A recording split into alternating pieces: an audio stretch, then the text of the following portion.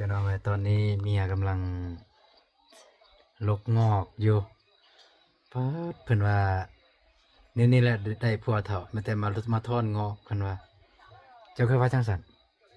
หึก็เท่าไอดีเลยโอ้ยเฒ่าอีหลีว่ะบ่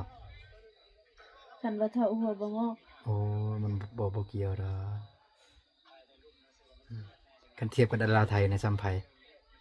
อะคันเทียบกับดาราไทยซ้ำผู้ใดซ้ำเวียบ่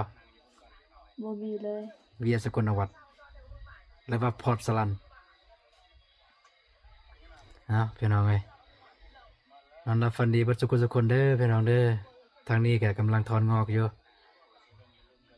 บ๊ายบายพี่น้องบ๊ายบายนะบ๊ายบายเพิ่นนะบ๊ายบาย จะสิลงไอหลีบ่ก็ลงพี่น้องเอ้ยทางนี้ถอนงอกอยู่ไป